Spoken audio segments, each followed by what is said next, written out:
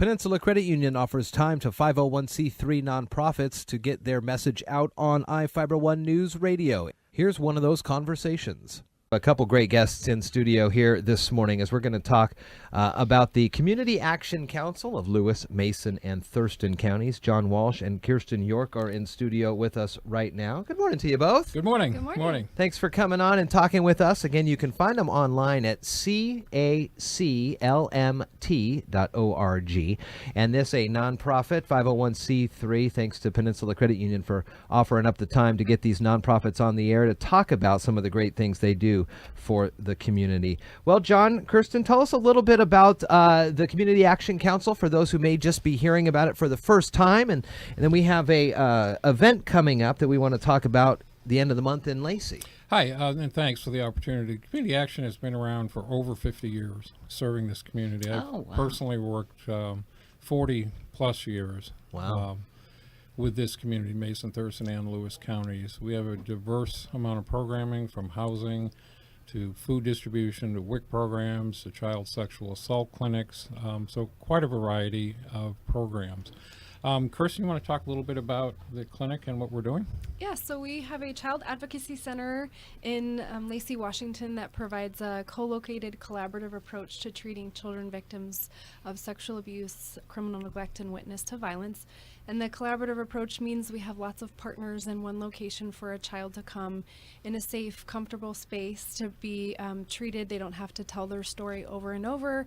They get to see a staff nurse, a therapist. They get to work with a forensic interviewer and a prosecutor, and then law enforcement comes directly to our location. So they get to work with us in a safe space, and they reduce the amount of trauma they go through to be able to work through their case. Oh, so, that's great. Yes. How has the process changed over the years for having these kids, the availability to be in a safe space like this? You kind of hear stories of how it maybe used to be back in the 70s, 80s, early 90s, and it seems like it's really transformed. Unfortunately, that a lot of the system hasn't changed. Oh. We're the only certified clinic that operates in the manner we operate. And the beauty of the model is you do have prosecution, you do have health, you do have therapy, case management, crime victim services in one spot. You know, I talk to people about if you were sexually abused yourself, how many times do you want to tell the story? Right. Yeah. Right. Or how many different places do you need to go to? And that's then, amazing. That's and then really what happens to your story from the prosecution side is the more your story changes, the weaker the case can be. Right. So this is a model that's really designed to serve the kids, and we're very proud of the model and what we do. I have to say, sadly, in the state, it's the hardest one of my programs to fund. Wow, that is sad. Yeah, it's because it's not a partisan issue at all. I mean, we're serving kids, and they are victims. So from that standpoint, to answer your question, the model's adopted across the state. More people are using it. Our service is better across the state for children, whether they adopted this model or not. Yes. Have we gone far enough? The answer is no. Right. And sadly, you know, it truly is the hardest program for me to fund. And we run multiple programs of housing. Energy assistance is well over $1 million. But this program, wow, we really have to work hard to fund it. Isn't that something? That is. You go about that with fundraising efforts, or do you lobby lawmakers in Olympia? Or Well, I can't personally lobby. Sure. But if I'm asked a question, I'll sure answer it. Yeah. But we do have a lobbyist that we do hire in the state for this to try to do the work. But again, I don't think people want to admit that this happens in our communities. So if you don't recognize it, you don't support it. But we have a fundraising coming up. Yes, one of our strategies is that. So I'll turn to Kirsten, if I may. Yeah. So we have state and local funds, different pots of money that fund different portions of the program. So therapists, our nurses, different contracts with Providence and the prosecutors. So in order to increase our social capital and allow people to understand the work that we do and support us, we have fundraisers 3 times or 4 times a year, and our next fundraiser is a big bingo event. How fun. Yeah, in Lacey at our senior center, we're going to play bingo bingo. All the proceeds go toward Monarch. Monarch serves over 600 children a year, and we're just running out of space. So our new capital campaign is our fundraiser is focused on our capital campaign. We're going to build a new building for them to give them at least 3,000 more square feet than they have currently. Wow. So yeah, come play bingo. All the proceeds go to Monarch. Monarch also has contracted services in Mason County, so our teams come out. Our forensic interviewer works with Mason County law enforcement to do forensic interviewing and some therapy work. So we're kind of working through both of the counties to serve the kids in Thurston and Mason. Yes. So everyone go play bingo. When is it going to be? It's always fun. Friday, September 21st. Okay. From 6 to 9, you can come and play bingo.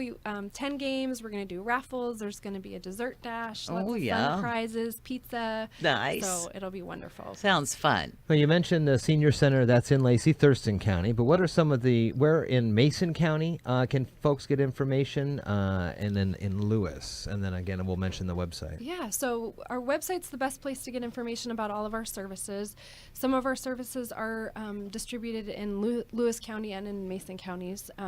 Mason County specifically, we provide energy assistance, crime victim advocacy.